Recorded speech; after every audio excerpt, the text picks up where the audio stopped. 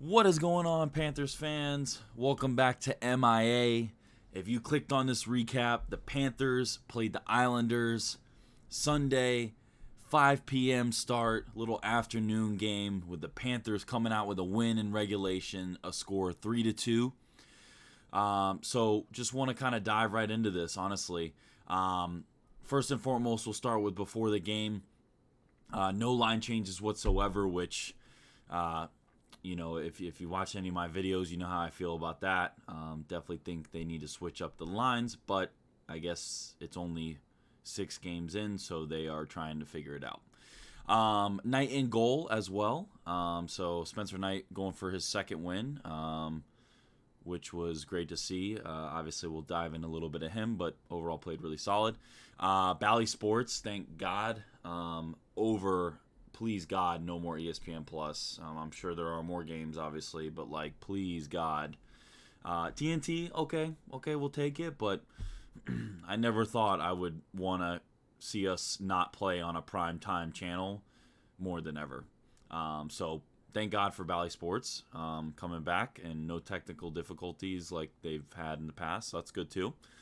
One key thing to note: this is the first opponent we've played for the second time this season. Already played the Islanders in our opening game, and this is our second time playing them. So obviously a little bit of understanding of the play style now, got a little bit of current film on them with the current team and our current team. So was really excited to kind of see how we would come out and play. And just kind of going into the first period here, Lundell gets a goal 40 seconds in. I mean, the man definitely came to play, really kind of setting the tone there. Unassisted, just kind of getting a scrappy little behind the net steal from the Islanders player and just kind of banking it off the goalie's stick / blocker, and it kind of just trickled in the 5-hole there. So really nice to kind of see that, really kind of set the tone there. I mean, kid really came to play tonight, which was great to see. Tkachuk had an early penalty in the first period. But I will say after that, really kind of stayed out of the box. I really kind of think that last game was kind of like a wake-up call for him, in the sense of, it kind of sort of cost his team the game, but overall, I remember looking something like he had 14 penalty minutes and had 8 more penalty minutes than any other player on our team. So it was really good to kind of see him stay out of the penalty box for the most part. But obviously getting that early penalty kind of really set the tone for that. Following that up, Luosterainen got a goal, so that third line was really kind of moving. A little bit of a scrappy goal. The puck defender was defending him probably about 5 or 10 feet out from the goal. And he went to go shoot it, and the puck hit the Islanders stick and kind of hit him in the neck. God, I know that had to hurt. And as he obviously was in pain and that Islanders player went down, Luosterainen kind of got the puck again and shot it again and had a crazy bounce and went in.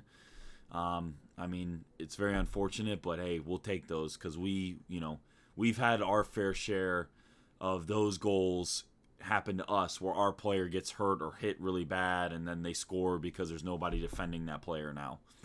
So, Luosterainen with a little scrappy goal, nice little bounce off the ice to go in. So, hey, like I said, we'll take those and we move on. It started the game, and throughout the game, the defense looked great. Defense looked really solid, though, in the first period more specifically. Penalty kill looked really good in the first period. And crazy enough, only allowed 7 shots on goal for the Islanders in that first period. So really, really solid look. I thought the first period was very solid. Another great start to the game, which, last year we had our fair share of slow starts. So it was really good to kind of see us get off to another good start again.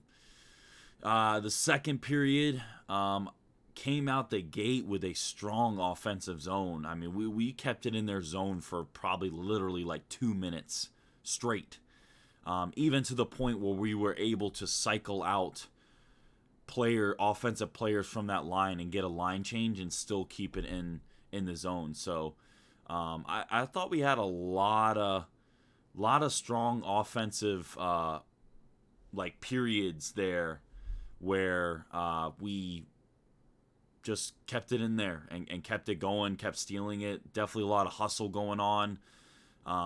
So really, really impressed with how they started the second period. However, the Islanders do score. A gentleman by the last name of Lee in the front of the net. Something to note, though, it kind of went off of Spencer Knight's shoulder / like helmet, so it's not like he got like a clean goal. It was definitely like a scrappy goal. And overall, Spencer Knight didn't even let in just a clean shot goal. Both goals he stopped in some way. Just the little side puck or rebound or whatever is what honestly had it go in. But overall, pretty mild second period. Not really too much going on other than that goal. But thought we played pretty decent, I'll say. Obviously up 2-1 going into the third. The third period, Lomberg scores, the Lamborghini. Love when this guy scores, and I see it all over Twitter. A lot of people love when this guy scores as well. The kid is like how a fan would probably be if they scored a goal. Like he's excited. He's high-fiving the crap out of his teammates. Obviously, his teammates are patting him on the back of the head and rubbing the dome there. So it was really good to see. I honestly love when Lomberg scores. I think that's the gritty goal scorer there. It reminds me a little bit of myself when I was playing hockey. I would celebrate every goal like it was my first goal. I kind of consider myself like that hustler on the team. So really, really good to see him get that goal, though. Really good to see somebody from the fourth line get a goal. And then also, too, Lee from the Islanders scores again on a 5-on-3. I had to go back and kind of watch, but Gudas was, not pushing towards the player in the middle when the puck was kind of close to the net. Gave Lee a chance to just put it right in, honestly. Just tap it right in after it hit Spencer Knight. So looked like Gudas kind of like coasted over. Pretty disappointing considering Gudas has been playing like pretty decent on 5-on-5, but in those penalty kill moments. Overall, we did play a good penalty kill, but just really unfortunate to see Gudas kind of just coasted over to the guy. Excuse me. And if that first line couldn't be any worse towards the end of the game when they had to pull the goalie, which wasn't with that much time left because we were pretty dominant in their zone or an icing or whatever the case may be. Reinhart and Verhaeghe have a literal open net against like one defender and couldn't put it in the open net with no goalie in it. And on top of that, they were in the zone with no goalie in the net, in the offensive zone, for like 25 seconds and still couldn't get a goal. Like, literally couldn't buy a goal. Could not literally buy a goal. With the amount of money he makes a year, could not buy a goal. Also, too, I just thought, and I get it, like, obviously it's a lot of new players and stuff, but the sticks looked very, like, loosey-goosey. Loosey-goosey is the word I'm using. The passes look loosey-goosey. I thought, like, there was a couple times that I saw that I was like, man, if that player just picked his head up and saw the guy coming in or the guy open in the center off to the side or whatever, like, the plays would have been much smoother. I feel like we have our head down and we're just like chucking it in, and like I get it, like we're playing that dump and chase, that playoff hockey. But man, that transition game though, like if they just really just picked up their head, I feel like they would have seen a bunch of guys wide open. But overall, we did get the win. Third period, though, definitely looked a little shaky. Obviously, a lot of power plays and stuff like that. But third period did look a little shaky. So, but hey, a win's a win. We'll take it, right? Good to see Spencer Knight get his second win of the season. I thought Spencer Knight played great. But let's go into the overall, right? So let's kind of break down the game as a whole, right? First off, a win is a win. I'll take the win. I love it. But obviously we're here to talk about the details. We're here to kind of break it down for everybody listening and watching. But listen, I'll take a win. So a win is a win. Don't get me wrong. Once again, though, the first line was MIA. Literally the theme of my channel and podcast, MIA. That's the first line. Literally cannot buy a goal. They look... I mean, listen, we're winning, so but there is no way that if you want to play playoff hockey, this line is together completely. It's funny, when I was watching the game, and I understand there's a lot of cap issues, so if Duke were to come back, like, obviously something's got to happen. But I'm almost wishing Duke comes back, so hopefully the coach is like, oh, yeah, that's right, Duke played with the first line. Let me put him on the first line, and I'll figure out where to put Reinhart. Because at this point, I don't know what's going to change his mind. He's just hoping that they're just going to mesh. So the first line looked horrendous. Fourth line, I think, needs more time on the ice. Got a little bit more time from what I'm understanding, and could kind of see. Obviously, Lomberg gets the goal, but I know his line mates weren't fully on the ice. That line wasn't fully on the ice when he got the goal, but really good to see that. But really would love to see more of that fourth line. Everybody, all the Panthers video people and Twitter people and stuff are talking about it. They're hustling. They're putting bodies in the boards. They're stealing the puck. They're doing everything they're supposed to do, and not getting rewarded for it as much as probably fans would like it to be. So would really love to kind of see more of that fourth line. Let's focus on maybe potentially rolling the lines like they did last year, keeping guys fresh, because I mean, there is like how many millions of dollars invested in the first line, and they literally have 2 goals because of Carter Verhaeghe, and that's it in one game.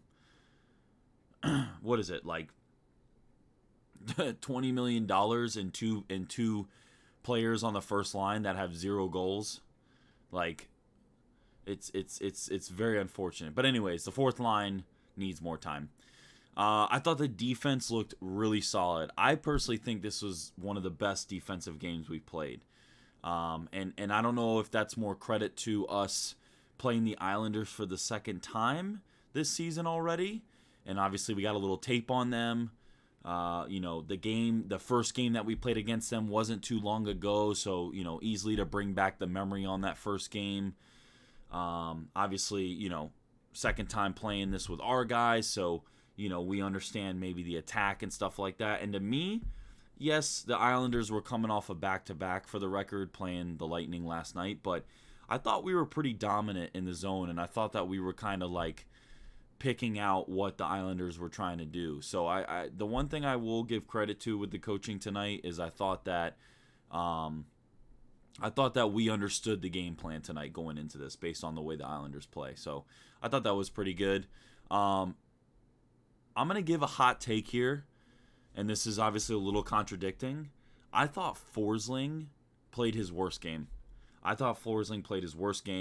saw him get in on the power play. I thought he looked horrible. He looked off. He's giving the puck to the Islanders. We're trying to get the breakout going.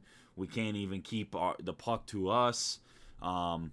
And don't get me wrong, this is me being a little critical because Forsling overall played pretty good, but up to like Forsling level now that we're expecting that first line defense, I thought he had his worst game. Honestly, I thought he had his worst game. Let a lot of things kind of go behind him. Like I said, when he was on the power play, I thought he looked kind of But that I would say that is kind of a stretch viewpoint for me. You know what I mean? Like he played pretty well, but definitely his worst game in my opinion. Let me know what you think.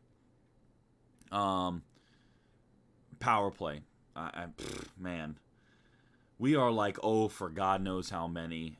It's getting pretty bad. It's getting ridiculous. And you know what the thing is I don't even know what the answer is. I don't know what the answer is. I don't know. All I know is that it ain't working. And I think that with the power play, I guess if I had to say one thing, is at least, for example, let's go back a couple years when Hoffman was on the team, right? For those who remember, Matt Hoffman, when he was on the power play, the plan was to move the puck around, and the plan was that Matt Hoffman is going to one-time the crap out of it, and it's going to go in. And it worked very well, and obviously, don't get me wrong, that's very, one-dimensional, and you got to do more than just that. But the point is there was, a game plan. And right now, I feel like there's no game plan. I feel it's like, I get the puck, and I'm like, what should I do with it? Hold up, pause the game, let me think about it, and then I'll get back to you. We need more of a game plan. To me right now, and maybe it's just the system or whatever, but let's purposely get the puck down low on the edge, on the sides, around the goal, and then focus on getting that inner pass or kind of turning it in, or maybe that side guy is pushing in and a little one-timer or a little quick little snapshot. Like that, we need more of a plan or something. Or I listen. I don't get paid the big bucks to make those decisions, but all I can say is something needs to change. It's horrendous. It looks no different than last year. It looks no different than last year. And it's funny because contradicting to playing more playoff style hockey is being able to score on the power play at least once a night. At least, especially if you're going to get 6, 7, 8 power play chances. Come on, man. It's insane. But listen, this overall segment of this isn't just to all poo-poo on the team. All right. First off, 13 even strength shots all night. That is amazing. Credit to the defense. Credit to the offense getting back. Credit to Spencer Knight. 13 shots overall for the Islanders when it was even strength. Pretty impressive. Our 5-on-5 definitely looks very solid. Pretty impressive, I will say. I think that I love that we're playing these closer games and they don't seem as nervous. When it was one score and the other team's kind of pushing, you knew that they were going to score the goal. So I am happy to kind of see them seal these close games. But I would like to see a little run and gun, And don't get me wrong, part of this is me saying this from a fan standpoint, but also part of this is me saying it from and I get it, maybe it's a little chemistry and stuff like that, but I just really hope that run and gun style is still a little bit in the mix, because you got to put goals up, and I get it, we're putting goals up, 3-4 goals, but I think that I want to see the ability for us to score 6-7 goals, you know what I mean, and really kind of have the game in our pocket going into the third period, let alone at the end of it, obviously. Also, too, let's see here. So I'm just kind of looking over here at some stats here. The hits, 29-9. The hits were 29-9. Ah, that is horrendous. I mean, come on, guys. 29-9. I get it. A win's a win, but I'll give the hits a pass because that's not very characteristic of us. Not only having nine hits, that's not very characteristic of us. So I'll give the hits a pass. Face-offs won. We won the face-off percentage by one face-off. Woo! So, clearly winning the face-off makes a difference. Penalty minutes 12-8. We're shooting ourselves in the foot. Literally, we're almost beating ourselves before we let the team beat us. Now, watching the post game of Coach Maurice, he was saying that normally they're calling penalties heavy in the beginning to kind of set a tone. I'm talking about the refs, and then as the season goes on, they kind of tone it down a little bit. Okay, I guess, but I still think I still think that we need to make sure that we keep an eye on what we're doing here.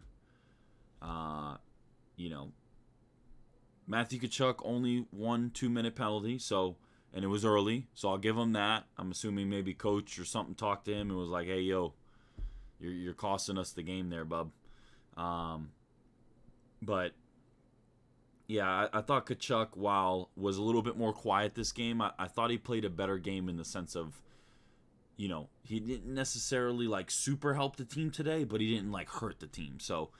I thought Tkachuk looked pretty good. Once again, I thought the defense looked solid. And a couple more things I have as well. The goal song thing, whatever is going on, and apparently people are saying at the stadium that they can't even hear the song. I'll be honest with you, I was probably that small percent of people that was happy to see that main goal song go away, Sweetness or whatever by Jimmy Eat World. I was actually probably one of the small percent that was happy to see that go away. But I was hoping they would just replace it with a more updated song or a more Florida song or something that would really kind of just attach to the fan base and they could really kind of lash onto it. And it's something maybe that no other team is using in any sport. So that way it's very unique. You know what I mean? But a lot of people are complaining about it. Good idea in theory. I'll give them that. When they first said that, I was like, oh, okay, this might be cool. But according to everybody, they need one song to kind of latch onto as a fan base. So, I'm assuming they'll probably do this the rest of the year, but please, God, don't bring that back again. But listen, before I keep being so negative, once again, we're 4-1-1. We got 9 points. We're currently in second place in the Atlantic Division right now, behind Boston, who's got 10 points. So, we're playing well. We're playing well. We're definitely playing a more playoff style hockey. So I'll give us that credit. And for not having Ekblad and not missing Uyghur by any stretch, I thought the defense has been looking pretty solid. I thought Mark Stahl played a better game. Montour was playing solid. Forsling, I'm being very critical here, but I thought it was his worst game, but he still played a good game, if that makes sense. So, I thought that Matt Kiersted, I thought played very well. I thought the defense looked very good. Second line looked pretty good. Third line looked really good. Fourth line looked pretty, I would say really good. One other thing too I want to mention. I see a lot of people talking about, especially I'm sure they're not Panthers fans, but they're talking about our attendance and stuff like that. First off, one of the games, one of our games, it was opening night of a home opener for us, and also the home opener for the Miami Heat, and we still had a good crowd. Today, we had a Dolphins Sunday night game, and the crowd tonight was 16,000, 96% tonight, according to ESPN. And the Dolphins had a home game on Sunday night right after that. So if I'm being real with you, that's pretty good. That is pretty good. I think, obviously that's always been the talk is, the attendance. But, people are coming to the games. People are really coming to the games. They understand that, the Panthers are starting to create a consistent winning culture. And obviously, who doesn't like to go watch hockey, right? So, for all those people saying that our attendance is not good and stuff like that, I mean, they're probably just seeing it from TV. You know what I'm saying? And not really looking at the stadium, because if I remember correctly, our capacity is like 17,000, and that's one of the bigger stadiums in the league. Not the biggest, but I think it's like top 8. So 16,000, pretty good, pretty solid. But I find that very interesting. Of course, people are going to talk crap about something, but attendance actually isn't the thing to talk crap about right now.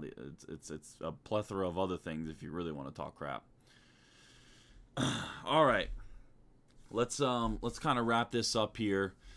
Panthers play on Tuesday against the Chicago Blackhawks. Really interested to see if Eric Stahl gets in the game. I'm sure we'll see Bobrovsky back in net. Obviously, we'll be going for our 5th win of the season. Really excited to see what Chicago looks like. I haven't really been keeping up on them. Man, that first line needs to get a goal. That first line needs to get a goal, or we need to switch something up. But yeah, all right, guys, that's gonna do it for me. I appreciate you all. Last thing, don't forget to follow me on the social medias. We're on Twitter, miaminaction. We're on Instagram, miami.in.action. We're on YouTube for people listening on the podcast. We're on YouTube, miaminaction, and then we're on Apple Podcasts right now as well too. I would appreciate, let your friends know if you're watching me from YouTube. Drop a like, drop a comment down below. Let me know what you think about all the bullet points I labeled tonight, and what do you think about the team right now. Let your friends know. I greatly appreciate it, and I will catch you all on the next one. See y'all Tuesday. Later.